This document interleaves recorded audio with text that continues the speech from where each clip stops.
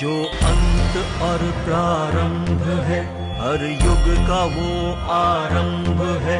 ब्रह्मांड जिसने है रचा, संसार जिसमें है बसा, ये कथा देवकी नंद की।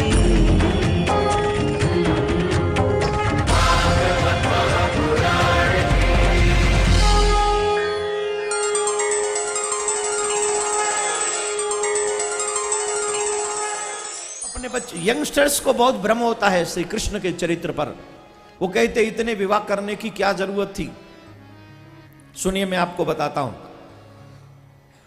जितने भी यंगस्टर्स हैं बड़े मन लगाकर सुनना। आप कृपा करके बताइए, आत्महत्या करना धर्म है क्या अधर्म? जोर से बोलिए। अपने पेट भरने के लिए स्त्रियां अगर गलत मार्ग चुन लें, गलत मार्ग का मतलब समझ रहे हैं ना, मुंबई शहर में आप लोग रह रहे हैं तो थोड़ा अधिक नॉलेज होगी कि सक्सेस पाने के लिए, पैसा कमाने के लिए, एम आई राइट या रॉन्ग? मैं गलत तो नहीं कह रहा हूं। कितनी स्टोरीज हैं जो मैं न्यूज चैनलों पर सुनता हूं कि फलाने शहर से एक लड़की गई वो हीरोइन बनने के लिए और वहां ऐसा हो गया, ये हो गया। तो जो वहां सुनता हूं वही ज्ञान मैं आपको बता रहा हूं। तो पेट भरने के लिए कोई गलत रास्ते पे चली जाए स्त्री, ये अच्छा काम है, धर्म है क्या धर्म है? जोर से बोलिए। पक्का? भगवान श्री कृष्ण ने कहा उन कन्याओं से कि तुम अपने अपने गृह के लिए प्रस्थान करो। उन कन्याओं ने कहा, माधव कृपा करके बताओ हम कहां जाएं, हमें स्वीकार कौन करेगा? आज का समय नहीं था, 5000 वर्ष पुरानी बात बता रहा हूं मैं आपको। उस समय में एक स्त्री 24 घंटे घूंघट में रहती थी। घर की देहरी से बाहर कदम रखना, इसका मतलब समझ रहे हैं? सोच समझ के संग में जाके। मैं आपसे पूछता हूं, जितने भी यहां कन्याएं बैठी हैं, आप अपने घर में बिना बताए 5 दिन के लिए मुंबई भ्रमण पे निकल जाओ, 5 दिन, और सारे बम्बा देवी, लक्ष्मी देवी और सिद्धि विनायक एक एक जगह पे एक एक रात रह के भजन करो, और उसके बाद एक लड़का आए तुम्हें देखने के लिए और उसको पता चले कि 5 दिन बड़ी रात भर भजन किए इसने, घर में नहीं रही, पता नहीं कहां गई थी। अब सच्ची बताओ, वो लड़का आपसे शादी करेगा? क्यों नहीं करेगा? क्यों नहीं करेगा? मॉडर्न टाइम है, फेसबुक चल रहा है। ये कौन सा बाल ब्रह्मचारी है? ये भी तो फेसबुक पे ऑनलाइन रहता है, व्हाट्सएप पे ऑनलाइन रहता है, तो इसको क्यों, अब क्या तकलीफ हो रही है? क्यों नहीं करेगा शादी? बोले नहीं करेगा। क्यों नहीं करेगा? बोले खुद चाहे रावण हो पर पत्नी तो सीता ही चाहिए। एम आई राइट या रॉन्ग? जोर से बोलिए। तो शादी करेगा कि नहीं? वो लड़का शादी करेगा उस लड़की से? तो आज इस मॉडर्न टाइम में भी ये लड़के लोग उस कन्या से शादी नहीं करेंगे जो बिना बताए 5 दिन सिर्फ मंदिरों में गई और भजन किया। तो उन कन्याओं से शादी कौन करता जो कन्या एक राक्षस के कब्जे में रही, वो भी 5000 वर्ष पूर्व। तो भगवान श्री कृष्ण ने कहा तुम अपने घर के लिए जाओ। तो बोले हमें स्वीकार कौन करेगा? हे माधव, हमारे पास तो एक ही ऑप्शन है, या तो हम आत्मदाह कर लें या गलत रास्ते पे चले जाएं। भगवान बोले ऐसे तो अधर्म बढ़ेगा, अधर्म नहीं, आत्मदाह नहीं। और जितने भी लोग यहां पर बैठे, आज एक व्यक्ति मुझे मिले और कह रहे थे, महाराज मैं आत्महत्या करने वाला था कि उसी दिन आपकी कथा सुन ली और फिर मैंने आत्महत्या करने का इरादा बदल दिया। आप ये सोच रहे होंगे मैं झूठ बोल रहा हूं। है सुबह कौन कौन मिलने आए थे मेरे से?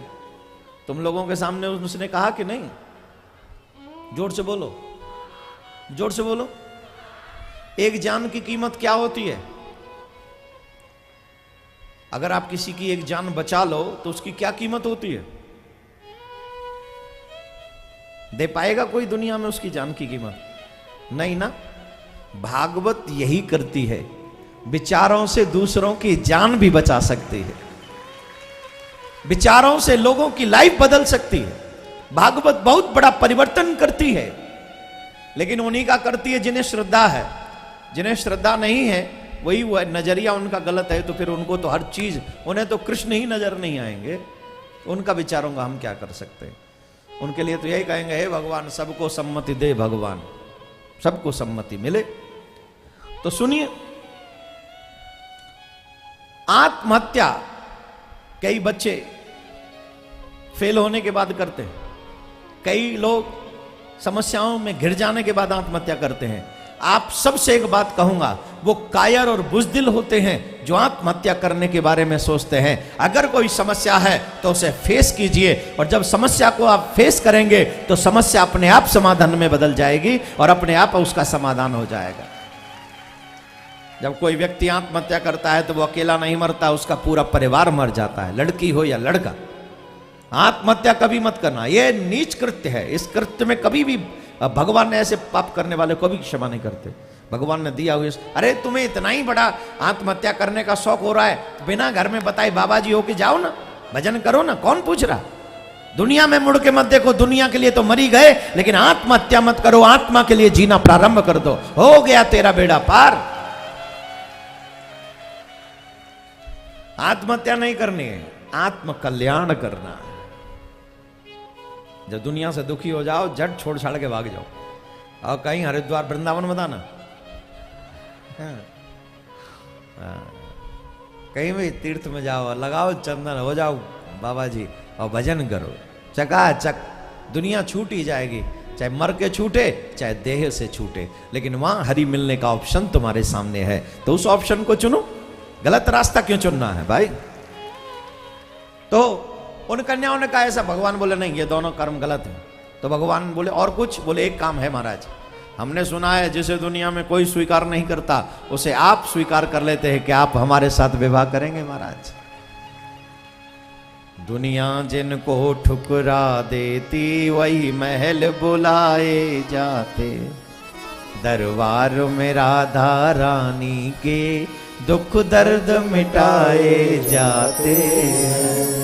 दुनिया जिनको ठुकरा देती, ठुकरा देती, ठुकरा देती, जिन्हें दुनिया ठोकर मार देती है वही राधा रानी के दरबार में जाकर उनको रोते रोते आते हैं और हंसते हंसते। ऐसा दरबार है मेरे कन्हैया का, प्यारा सा दरबार है। राधे राधे बोलना पड़ेगा, और जोर से बोलना पड़ेगा। तो भगवान ने 16,108 विवाह किए, तो सभी रानियों के 10-10 पुत्र थे और एक एक पुत्री। तो भगवान के पुत्र कितने हुए? कॉन्वेंट, कॉन्वेंट में पढ़ने वालों बताओ भगवान के, जिसने भागवत में सुना वो कसम लगे वो मत बताना, जिसने भागवत नहीं सुनी वो बताओ कि कॉन्वेंट में पढ़ने वाले बच्चे बताएं भगवान की। देखिए, हाँ मोबाइल में सर्च कर लो बाबू, नहीं चीटिंग नहीं चलेगी, ये तो चीटिंग है। तुम में खुद का नॉलेज नहीं है, वो कंप्यूटर पे सेट करने लग गए। अरे राम राम राम राम, अरे राम राम राम राम, जी कोई नॉलेज हुई? अपना दिमाग लड़ाओ। 16,100 रानियां हैं, 16,108। तो बताइए 10-10 पुत्र हुए तो कितने हुए? हैं। ले ले, पढ़ ले कॉन्वेंट में जाके, मिलेंगे तेरे हाथ में आएंगे अमरूद, खा लियो, टॉफी खाए जा और घुमाए जा, बुद्धि नष्ट करे जा। है जरा जोर से बोलिए। 1,88,000 कॉन्वेंट में ही पढ़ी हो ना, है ना? कॉन्वेंट में पढ़ी हो कि नहीं? हाँ जी, थैंक यू, ताली बजाओ इसके लिए। अब बैठ जाओ। 1,88,000,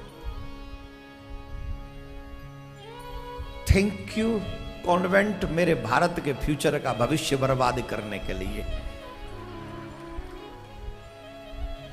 आजकल लोग अपनी शान समझते, मेरा बच्चा कॉन्वेंट में पढ़ता है, पढ़ा ले कॉन्वेंट में पढ़ा ले, जब बुढ़ापे में तेरी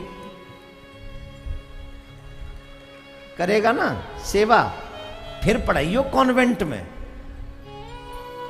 तब याद आएंगे मूवमेंट, भाई मैंने कौन सी गलती कर दी। और कोई कॉन्वेंट वाला?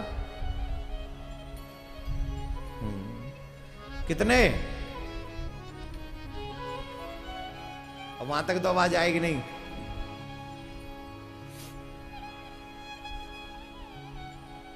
जोर से चीख के बोल दो। 1 लाख?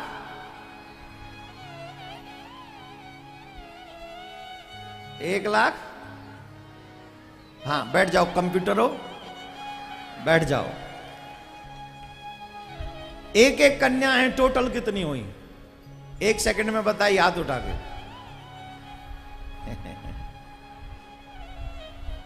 शांत, बैठ जा। 1,61,000।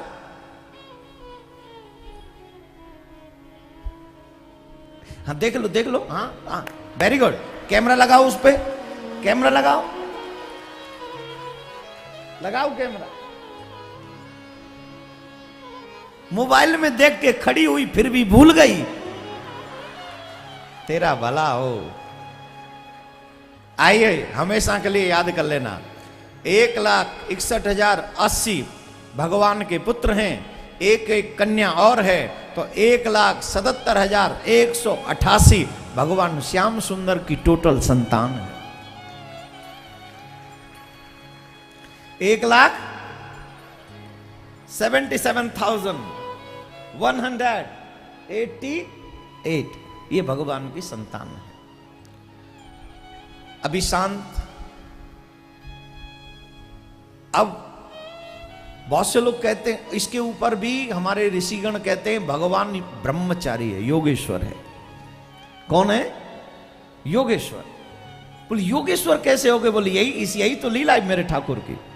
इतनी संतान होने के बावजूद भी मेरे कृष्ण ब्रह्मचारी, बाल ब्रह्मचारी और योगी हैं। ब्रह्मचारी वो नहीं होता जो स्त्री का संग तो नहीं करता, लेकिन मन में स्त्री और चित्त में स्त्री बसा के रखता है, वो ब्रह्मचारी नहीं होता है। ब्रह्मचारी वो होता है न तन से संग करता है, न मन से संग करता है, न दिमाग से संग करता है, जो तन मन तीनों जगह से, तन मन बुद्धि इन तीनों से स्त्री का संग न करे, अगर स्त्री है तो पुरुष का संग न करे, वो ब्रह्मचारी कहलाई जाती है या कहलाया जाता है।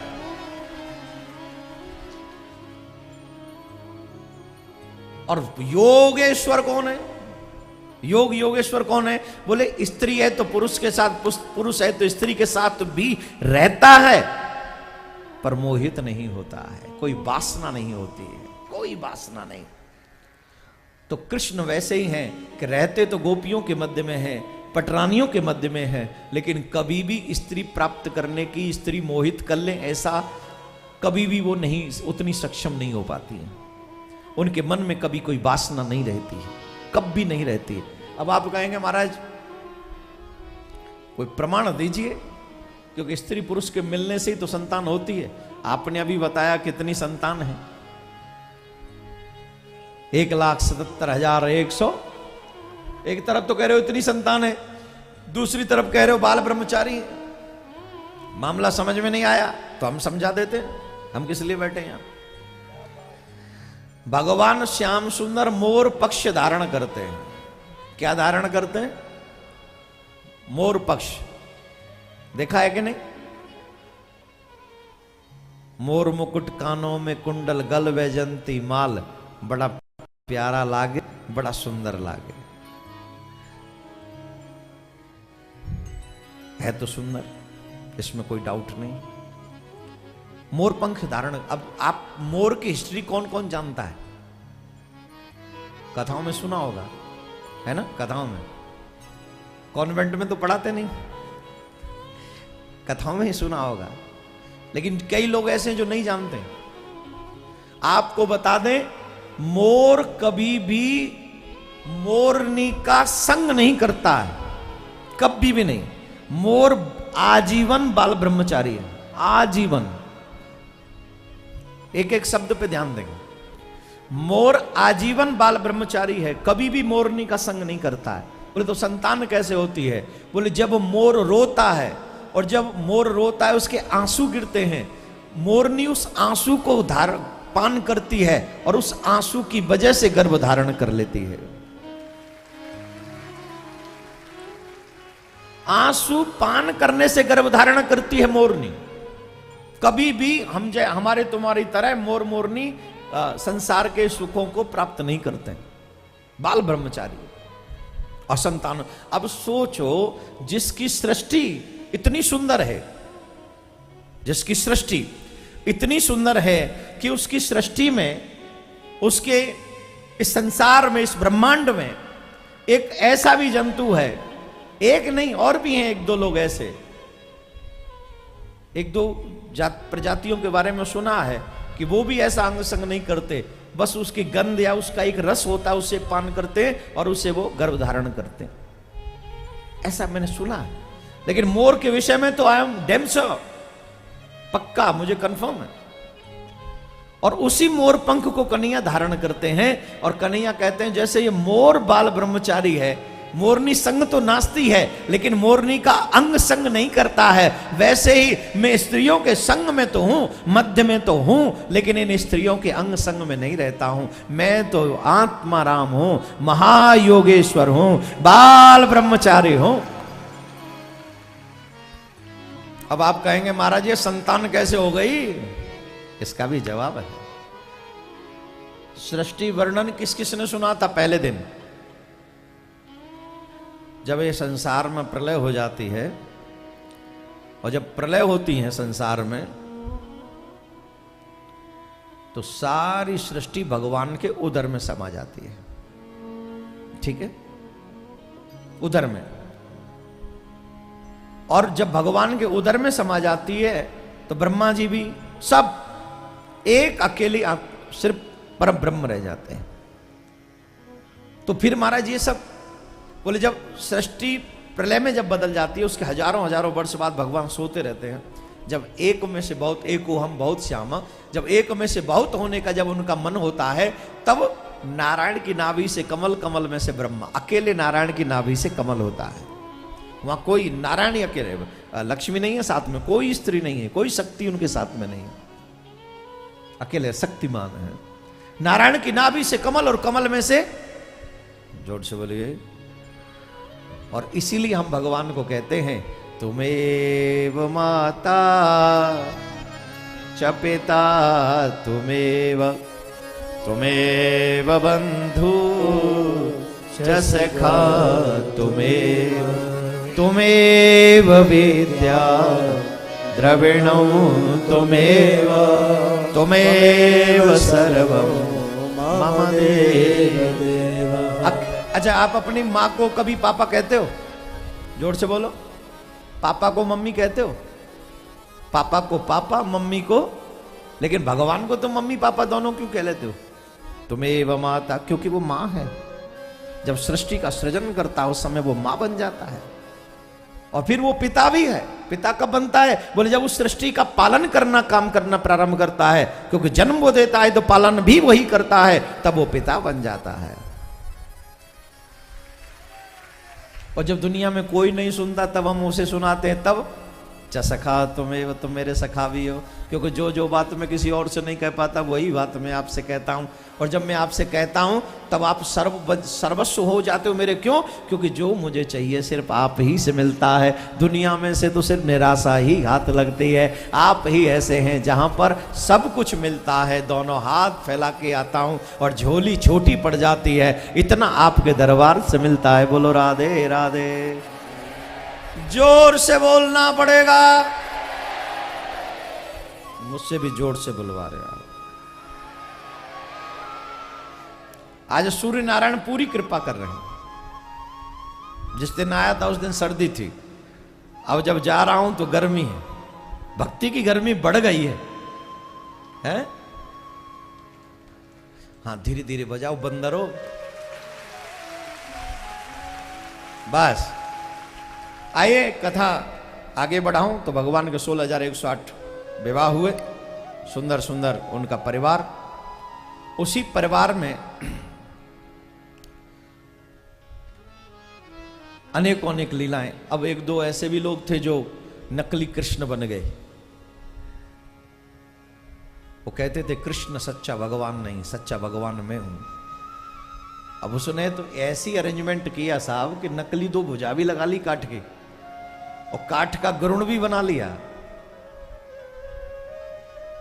सोचो भगवान कृष्ण को कैसा फील हुआ होगा जब पता चला होगा कि मैं नकली हूं, वो असली है।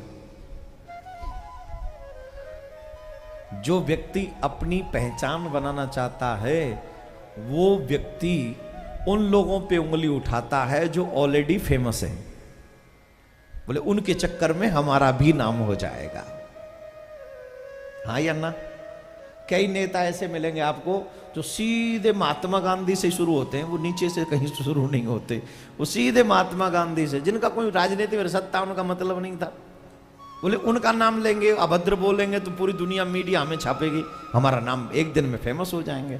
वैसे एक बात बताऊं, किसी को बदनाम करके फेमस होने से बढ़िया है अच्छे काम करके फेमस हो। अगर आप किसी को बदनाम करके भी फेमस हो भी गए तो दुनिया जान जाएगी कि तुम किस क्वालिटी के व्यक्ति हो। हाँ, अच्छे काम करके फेमस हो गए तो थोड़ा टाइम जरूर लगेगा, लेकिन जब जिस दिन फेमस हो जाओगे लोगों का विश्वास तुम्हारे साथ में होगा, वही तुम्हारे लिए सबसे अच्छा होगा। एक और उदाहरण दे दूं, स्वामी विवेकानंद जब पढ़ने गए तो उनके टीचर ने कहा, एक लाइन खींच दी, बोले इस लाइन से आगे तुम क्या कर सकते हो। तो और लोग जो थे उस लाइन को मिटा मिटा के वो लाइन अपनी बड़ी करते थे, लेकिन स्वामी विवेकानंद जी ने क्या किया, बोले उस रेखा से भी बड़ी रेखा अपने आप एक लाइन खींची, उससे बड़ी, उस रेखा को मिटाया नहीं, उससे बड़ी अपनी लाइन खींच दी। इसका मतलब जानते हो, किसी को मिटाकर कभी बड़े नहीं बनना। अगर बड़ा बनना है तो उससे अच्छे कर्म करके दिखाओ जिससे तुम बड़े बन सको, और जब तुम बड़े बनोगे तो फिर अपने आप में आनंद आ जाएगा। लाइन बड़ी खींचो, किसी की लाइन मिटा के चल भी गए कुछ दिन, तो एक दिन तो सबको तुम्हारी असलियत पता चली जाएगी कि मिटा के बड़ा हुआ है, बना के नहीं। खैर ये बात अच्छे लोगों के लिए है, जो अच्छे लोग हैं वो ऐसा समझते हैं और शिक्षा ले लेते हैं। तो उस नकली पौंड्रिक कृष्ण को भी भगवान ने अपने हाथों से वध किया। ऐसे ही ठाकुर जी की बहुत प्यारी प्यारी लीलाएं चल रही हैं, लेकिन एक लीला को मैं आपको सुनाना चाहता हूं और वो है कृष्ण सुदामा चरित्र। बड़ी प्यारी लीला है कृष्ण सुदामा चरित्र। लोग आजकल फ्रेंडशिप के चक्कर में बहुत घूम रहे हैं। जिसे कभी देखा भी ना हो वो फ्रेंड रिक्वेस्ट आते ही उसे एक्सेप्ट कर लेते हैं। विशेष तौर पर बहन बेटियां जो बैठी हैं यहां पर, अभी कहीं पेपर में ही पढ़ा था, फेसबुक की यारी उस पे पड़ी भारी, ऐसे करके कुछ लेख था, आज ही पेपर में पढ़ा मैंने। माता बहनों से एक निवेदन करूंगा, जब नदियां अपनी सीमा पार करती हैं तो गांवों को डुबा देती हैं, शहरों में डुबा देती हैं, शहर डूब जाते हैं, और देवियां और कन्याएं किसी नदी से कम नहीं। जब तक सीमा में रहेंगी तब तक ये भारत का और परिवार का विकास होता रहेगा, और जिस दिन देवियां सीमा पार कर जाती हैं उस दिन विकास नहीं होता है, उस दिन विनाश होता है। आजकल बहुत बड़ा शौक चढ़ा है, फेसबुक पे फोटो अपलोड करो, क्या बोलते हैं, अपलोड। हाँ, बहुत से लोग कह रहे हूं आपके भी तो अपलोड होते, तुम्हारी कसम मैं नहीं करता हूं, ये तो मिशन के लोग जाने और हमारी सोशल मीडिया जाने, मैं नहीं करता हूं कोई फोटो अपलोड।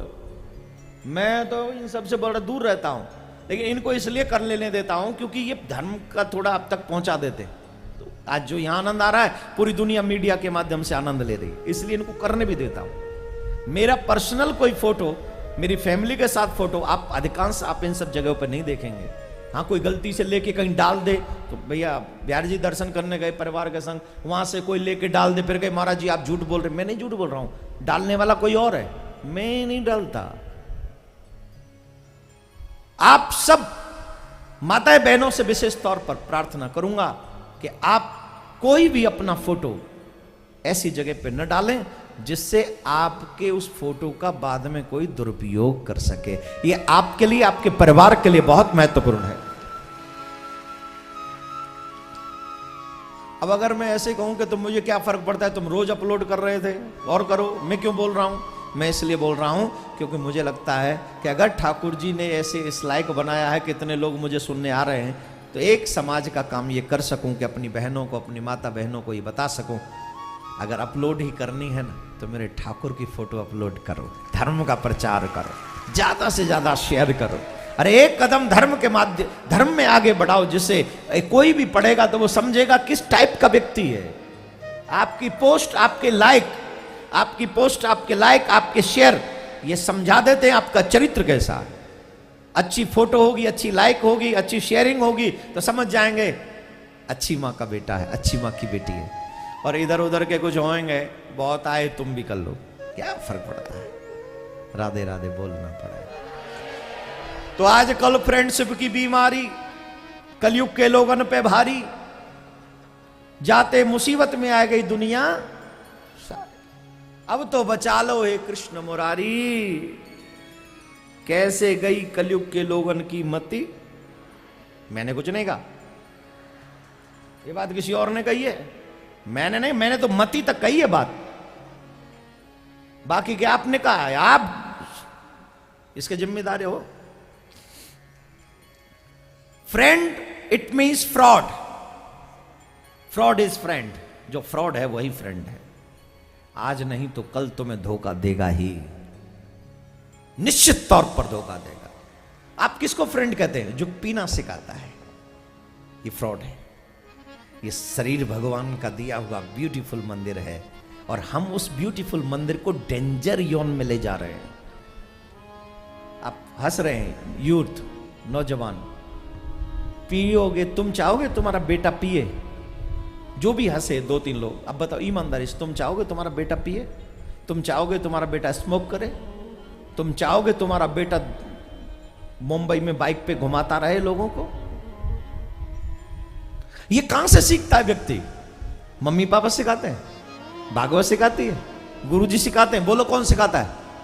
जोर से बोलो कौन सिखाता है? फ्रेंड ही सिखाते हैं।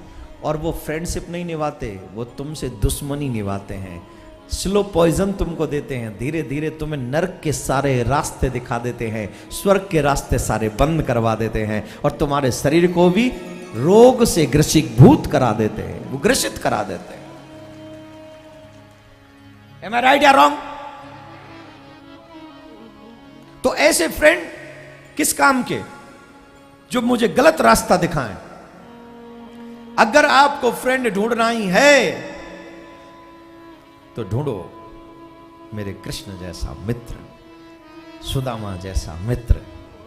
एक बात बता दूं, जो मदिरा ले लेके जाए वो फ्रेंड, और जो मंदिर लेके आए वो मित्र। जो डिस्को ले जाए वो फ्रेंड, और जो कथा मंडप में ले आए वो मित्र। जो मां बाप से झूठ बोलने के लिए प्रेरित करे वो फ्रेंड, और जो मां बाप के चरणों में आपको समर्पित करने की ज्ञान देता हो वो आपका मित्र।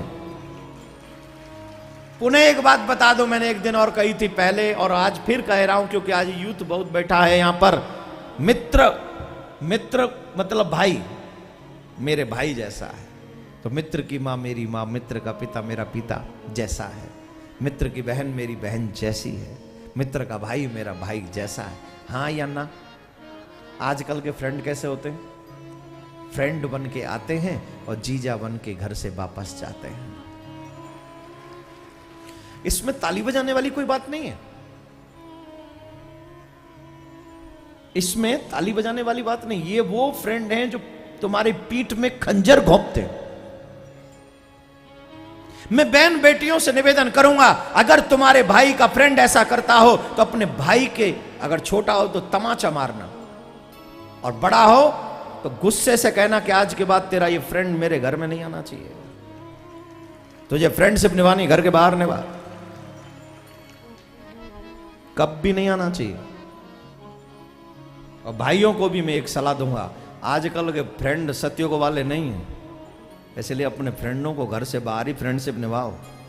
पियो तो उनको पिला के वहीं से विदा करो, घर में मत आने दो। क्योंकि भाई साहब जब घर में नहीं होते तभी कहते हैं भाभी जी घर पे हैं क्या। फ्रेंड आते ही पीछे से हैं, राधे राधे बोलना पड़ेगा। तो इसलिए आप सबसे रिक्वेस्ट करूंगा मैं, अपने घर का मान सम्मान आपके हाथ में है। फ्रेंड नहीं मित्र ढूंढिए। माथे पे तिलक, गले में कंठी, हाथ में कलावा, मुख पे भगवान का नाम, यही है सच्चे वैष्णव की पहचान।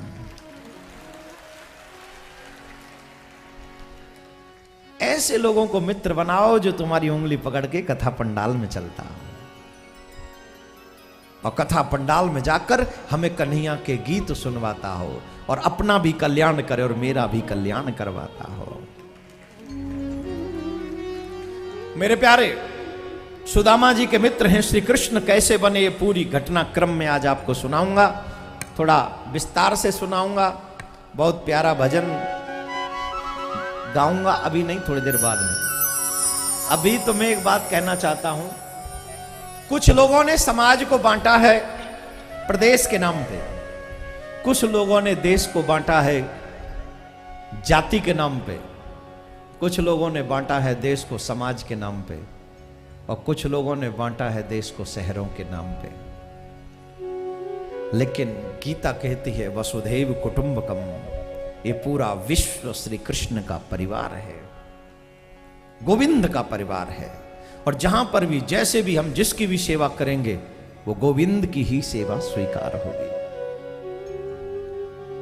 बांटने वाले तो बांटते रहेंगे, बातें करने वाले लोग बातें करते रहेंगे, जिन्हें करना है वो करें।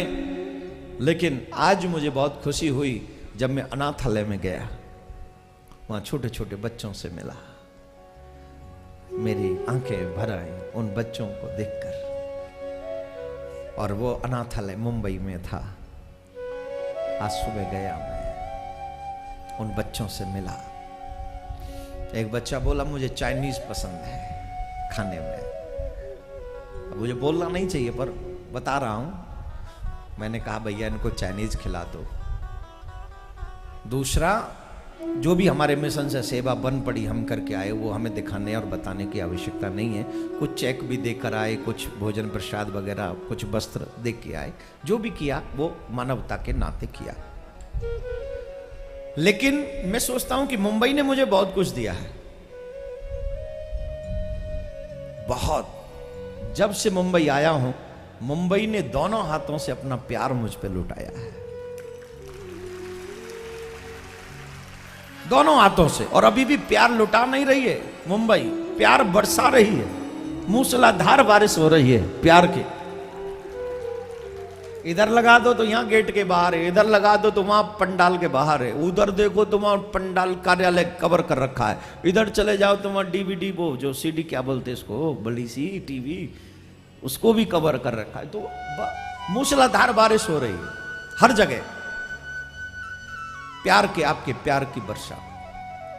तो मुंबई ने मुझे बहुत कुछ दिया है। पहले तो मुंबई वालों ये बताओ, क्या इस शरीर ने आपको कुछ नहीं दिया है? जिस जिसको लगता है कि हमने कुछ नहीं दिया है वो हाथ उठाइए।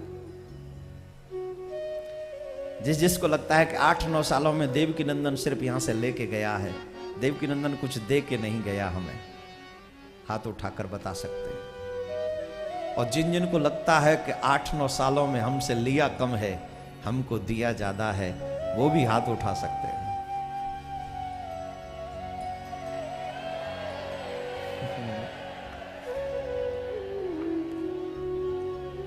लेकिन मैं सोच रहा हूं अब तक तो वाणी से दिया है, अब कुछ शरीर से भी दिया जाए, कुछ ऐसी प्रयास किए जाएं।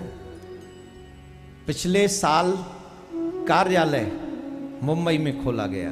मैं अपने सभी पदाधिकारियों से एक निवेदन करूंगा कि बहुत जल्दी मुंबई में, मेरा मन था कि सिर्फ एक आश्रम बनाएंगे हम सिर्फ वृंदावन में, और कहीं नहीं। लेकिन मुंबई वालों का ये अथाह जन सैलाब देखकर मन में भाव आ रहा है कि अब मुंबई में भी एक छोटा सा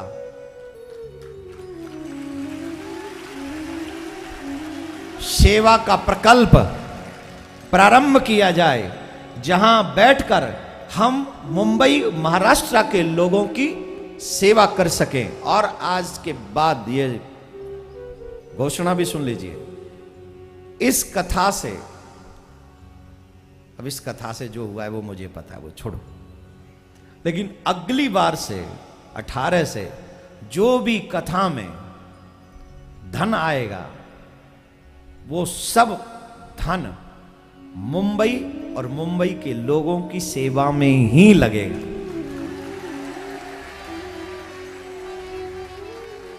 मुंबई और मुंबई के लोगों की सेवा में तो अब एक छोटा सा आश्रम मुंबई में भी बनाने का, और अगली बार की कथा जब यहां हो तो सिर्फ आकाशवाणी ना हो, नारियल फूटे। अगली बार जब 18 में आए तो नारियल फूटकर नारियल फोड़ना शुभ होता है, नारियल फोड़कर अपने स्थान पर ही अगर ऐसा दिव्य सुंदर आयोजन हो तो फिर कहना ही क्या। 18 से जब भी कथा होगी उसके बाद महाराष्ट्र की सेवा में लग जाएंगे। कौन कौन तैयार है? एक और बात बता दूं, अगली बार मुंबई में 108 श्रीमद् भागवत कथा होगी, 18 में 108, तो आप सब मतलब 108 ही अगर उसमें जजमान बन के भागवत जीवन में करानी चाहिए जरूर। और अगर बहुत, क्योंकि स्पेंड बहुत होता है, हम लोग नहीं करा सकते, तो उसमें अष्टोत्तर भागवत में हमको जजमान बनना चाहिए। और जजमान बनाकर बहुत कम राशि उसकी होती है और ब्राह्मण देव हमारे नाम से भागवत करते हैं और उसका फल हमको मिल जाता है। तो जो लोग भी चाहें उसमें 108 भागवत में अपना जजमान बन सकते हैं। और 18 में ऐसी योजना बनानी है कि उसके बाद एक छोटा सा आश्रम वहाँ बने और वहीं पे लोगों की जो सेवा प्रकल्प हैं, जो हम वृंदावन में कर रहे हैं और कहीं करते हैं, वो मुंबई में हम लोग, तो हमारे अधिकारी सुन रहे होंगे, जो ट्रस्ट के पदाधिकारीगण हैं, जो यहाँ पर भी हमारे स्वयं सेवक हैं, जो यहाँ पर भी हमारे लोग बैठे हुए हैं, प्रशासन से, आसन से और कुछ राशन से, जितने भी लोग बैठे हैं वो भी कुछ ऐसी योजना बनाएं कि इतने सुंदर भक्तों की भावना जहां पर पूरी हो सके, एक ऐसा कोई प्रकल्प बने जो विश्व शांति सेवा चैरिटेबल ट्रस्ट शांति मिशन वहां बैठकर धर्म की और जनमानस की सेवा कर सके। कुछ ऐसा प्रकल्प हम प्रारंभ करेंगे। राधे राधे बोलना पड़ेगा, जोर से बोलना पड़ेगा। पूरा भजन नहीं गाऊंगा, एक भजन गाऊंगा, पत्थर की राधा प्यारी, उसकी कुछ पंक्ति गाऊंगा, ये आपको बड़ा पसंद है। उसके बाद कृष्ण सुदामा चरित्र। लेकिन सभी से निवेदन, जो लोग आते जा रहे हैं वो जहां जगह मिले वहां बैठ जाएं। मुझे पता है कि आज 7 दिन भागवत का फल मिल जाएगा, लेकिन जहां भी स्थान मिले वहां बैठ जाएं, खड़ा ना हो कोई, ताली बजाते रहेंगे। बहुत प्यारा भजन है। भावना में भाव नहीं तो भावना बेकार है, भावना में भाव है तो भव से बेड़ा पार है।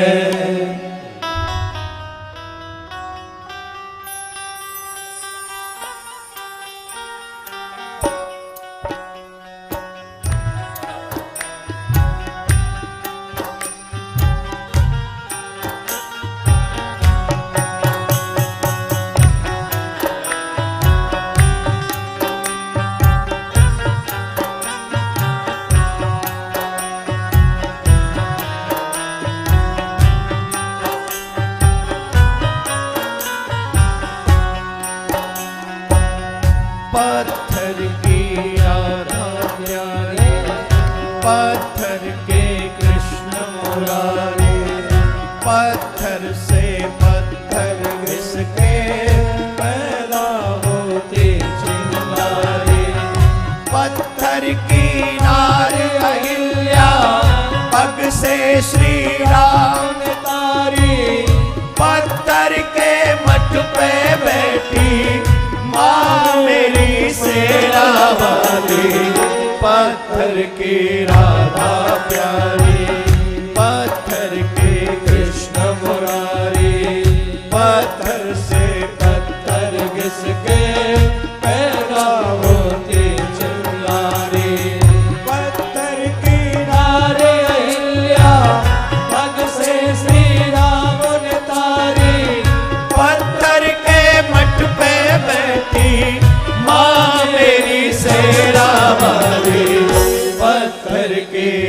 राधा प्यारे।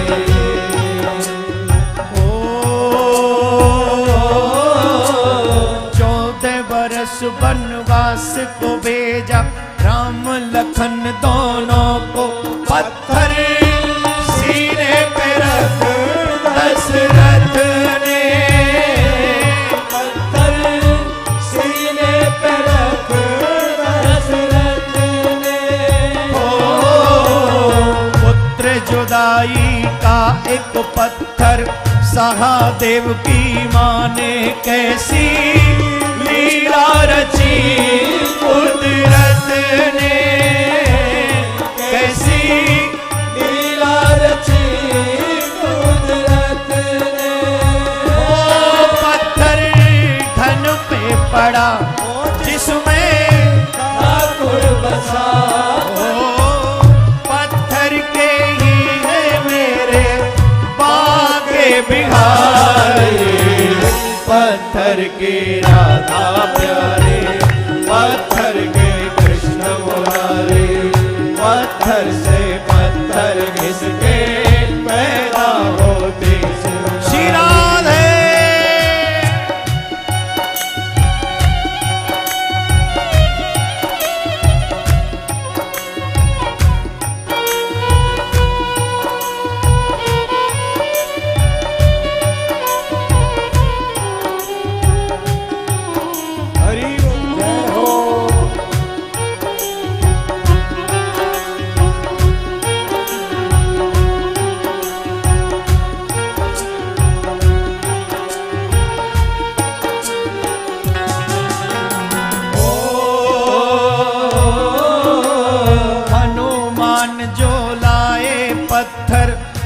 लिखा पत्थर पे पत्थर पानी बीच बहाए, पत्थर पानी बीच बहाए।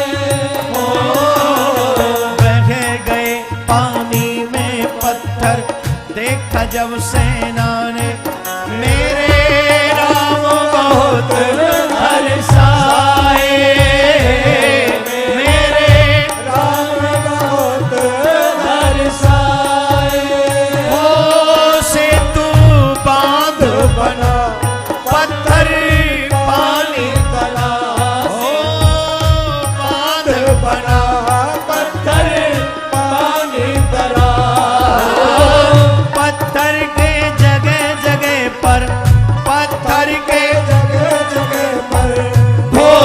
भंडारी पत्थर के लाला प्यारे, पत्थर के कृष्ण मुरारी, पत्थर से पत्थर घिसके पैदा होते तुम्हारे, पत्थर की नारी अहिल्या मग से श्री राम ने तारी, ओ पत्थर के मठ पे बैठी माँ मेरी शेरा वाली, पत्थर की लाला पत्थर के कृष्ण मुरारी, पत्थर के राधा प्यारे, पत्थर के कृष्ण मुरारी, राधा प्यारे कृष्ण मुरारी, ओ राधा प्यारे कृष्ण मुरारी, ओ राधा प्यारे कृष्ण मुरारी, जय राधा प्यारे जय राधा प्यारे कृष्ण मुरारी, कृष्ण मुरारी, जय राधा प्यारे जय राधा प्यारे कृष्ण मुरारी, कृष्ण मुरारी, राधा प्यारी कृष्ण मुरारी, राधा प्यारी, राधा प्यारी कृष्ण मुरारी, कृष्ण मुरारी।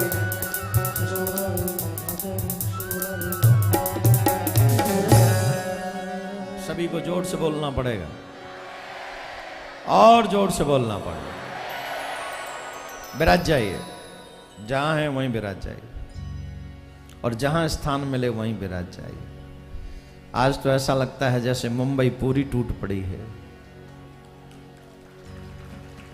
पूरा मुंबई का प्रेम बरस रहा है, और या फिर कहूं कि पूरी मुंबई का भाग्य जग रहा है श्रीमद् भागवत की शरण में विराजमान होकर। तो मेरे प्यारे सभी विराज जाएं। एक बार श्री सुदामा जी महाराज और श्री कृष्ण विद्या अध्ययन करने के लिए उज्जैन नगरी सांदीपन गुरु जी के यहाँ जा रहे थे। मार्ग में सुदामा जी के पैर में कांटा लगा और वो रोने लगे और उनके रोने की आवाज श्री कृष्ण तक पहुंची। कृष्ण ने सारथी से कहा, जाओ पता करो कौन रो रहा है।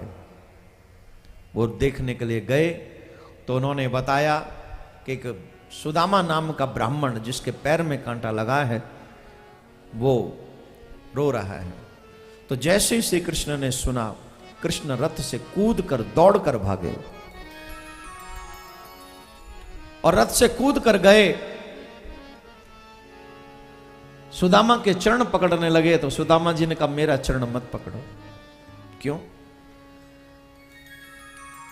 कहो सुदामा तुम लगत राजा के सुत मोय,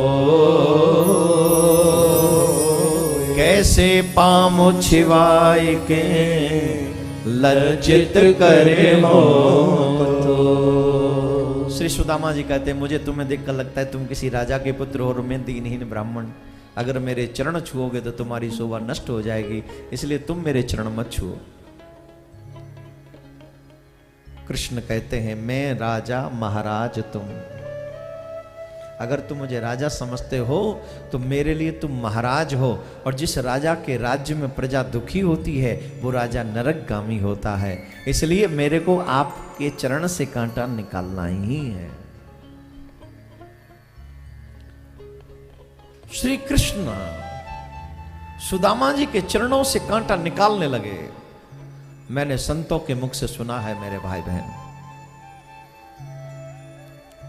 जब भगवान के हाथों से कांटा नहीं निकला सुदामा के चरण से, तो श्री कृष्ण ने अपने मुख से, अपने दांतों से सुदामा के चरण से कांटा निकाला है, अपने मुंह से। मैं आपसे जानना चाहता हूं, जिन रिश्तेदारों के लिए, जिस परिवार के लिए आपने पूरी जिंदगी दांव पर लगाई है, बचपन गया, जवानी गई, बुढ़ापा भी जाएगा, किसी का जा रहा है। ईमानदारी से बताओ, अगर आपके पैर में कांटा लगे, क्या वो लोग आपके पैर के कांटे को अपने मुंह से निकालेंगे? जवाब दीजिए। है कोई? एक तो नाम बता दो। ये संसार कांटा निकालने नहीं जानते, ये संसार के लोग तो कांटा चुभोना जानते हैं। चुभोना, पग पग पे कांटा चुभोते हैं, पग पग पे चुभोना है, जीव को पिंच करते हैं। ये दुखी कैसे हो, गंदे से गंदे शब्द इस्तेमाल करते हैं, ये परेशान कैसे हो। कर लीजिए मेरे प्यारे, आप वही तो दोगे जो आपके पास में है। लेकिन मेरा कृष्ण किसी को पिंच नहीं करता है, मेरा कृष्ण किसी के रास्ते में कांटे नहीं बिछाता है। मेरा कृष्ण तो अगर कोई जीव सच्चे मन से उनके दरबार में पहुंच जाए तो मेरा तो कृष्ण तुम्हारे रास्ते में पुष्प बिछा देता है। पुष्प बिछा, पुष्प बिछाता है मेरा गोविंद, अपने मुंह से कांटा निकालने वाला श्री कृष्ण। ऐसे दयालु कृष्ण से प्रीत न करो, ऐसे दयालु कृष्ण से तुम उसे रिश्ता न जोड़ो तो हमसे बड़ा मूर्ख और कौन होगा दुनिया में? कौन है? सुदामा जी के चरण से कांटा निकालकर सुदामा जी बोले, मैं तुम्हें क्या दूं? ब्राह्मण हूं, कुछ है नहीं मेरे पास। बोले, जो तुम्हारे पास है वो किसी के पास नहीं। बोले, क्या? बोले, तुम मुझे वो दे सकते हो जो कोई नहीं दे सकता। ऐसा क्या है?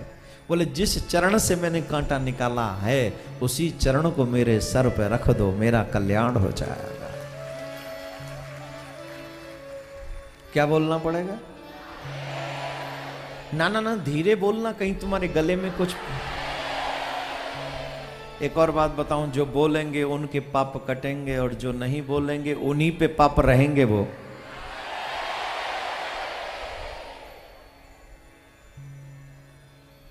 जाओ, तुम्हारी शिकायत कन्हैया से करेंगे।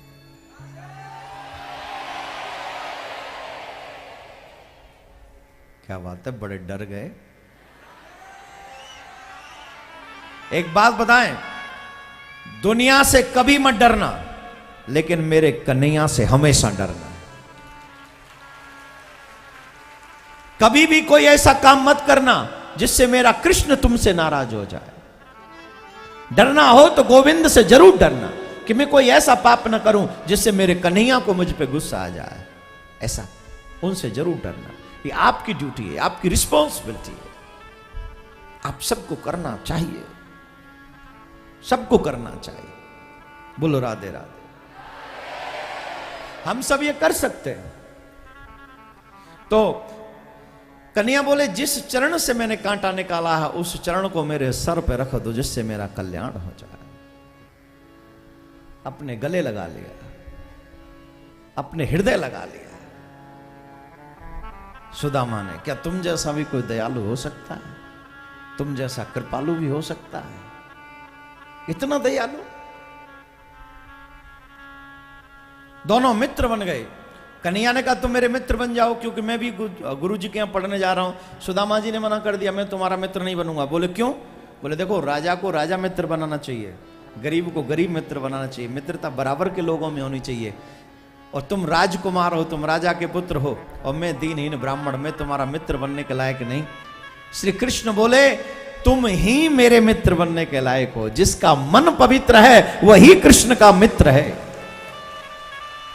जिसका मन पवित्र है वही कृष्ण का मित्र है। इस कथा पंडाल में जो भी मेरे कृष्ण का मित्र बनना चाहता है, अथवा आस्था टीवी यूट्यूब चैनल पर जो सुन रहे हैं, अगर आप में से कोई मित्र बनना चाहते हो तो मेरे प्यारे, सिर्फ अपना मन पवित्र कर लीजिए। मेरा कृष्ण आपका मित्र बनने के लिए तैयार बैठा है।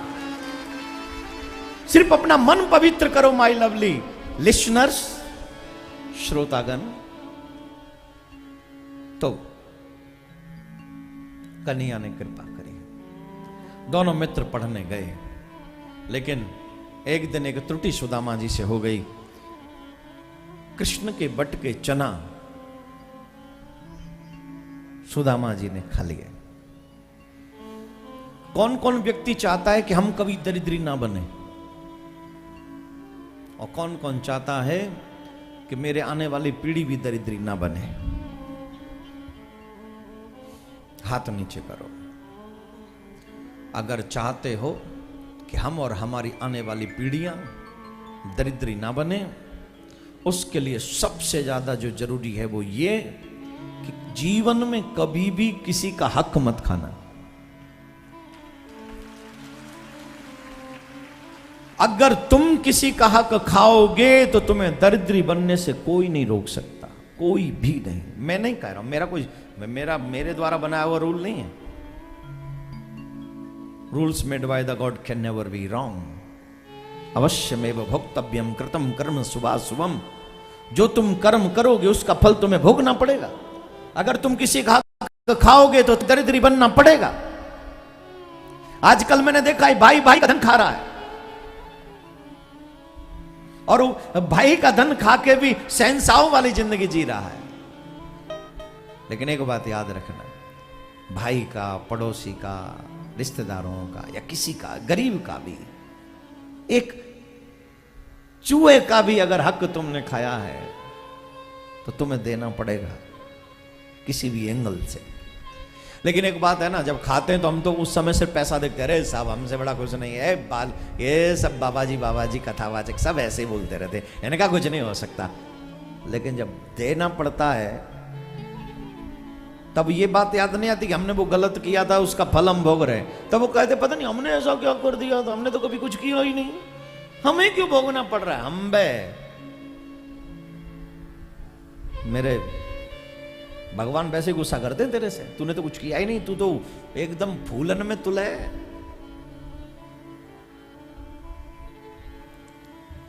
ऐसा नहीं, भगवान हर कर्म का। तो सुदामा ने कृष्ण के बट के चना खाए और धीरे धीरे समय बदला। और एक दिन वो भी हुआ जब विद्याध्ययन पूरा हो गया तो गुरु जी के यहाँ से चले और वो वहीं पर पहुंच गए जहाँ एक दिन मित्र बने थे। तो श्री कृष्ण ने कहा सुदामा मैं जा रहा हूँ। तो सुदामा जी रोने लगे कि मत जाओ भैया। पर सुदामा जी से कृष्ण ने कहा मेरे बट के चना खाए भयो आज कंगाल, पर जब तू आवे द्वारका तो कर दऊं माला। जब तू मेरी द्वारका आएगा मैं तुझे माला माल कर दूंगा। तुझे रोना नहीं है, दुनिया के आगे दुख हाथ मत फैलाना, मेरे पास चले आना। अब धीरे धीरे समय परिवर्तनशील है, समय निकला सुदामा जी का विवाह हुआ, छोटे छोटे बाल गोपाल हुए। और जब छोटे छोटे बाल गोपाल हुए तो वो स्थिति भी आ गई, चारों तरफ से दरिद्रता ने घेर लिया। एक तो संकोची स्वभाव है, किसी के आगे जाते नहीं, चले भी जाएं तो मांगते नहीं, बिना मांगे दुनिया वाले देते नहीं। और कई लोग तो सुन भी लेते हैं तो चुप हो जाते हैं, क्या देना है। हाँ या ना? तुम्हारे द्वार पर कोई भिखारी आए, भिक्षुक आए तो उसे देना जरूर। बात सही है कि सुपात्र को देना चाहिए, लेकिन कोई शराबी भी अगर भूखा मर रहा हो तो क्या उसे रोटी नहीं देनी चाहिए? क्या भगवान खुश होगा? क्योंकि तुमने इसलिए नहीं दी कि वो शराबी है, इसलिए उसे रोटी नहीं दी। बताइए हाँ या ना? खुश होगा भगवान? जवाब दो। रोटी तो खिला ही सकते हो उसे।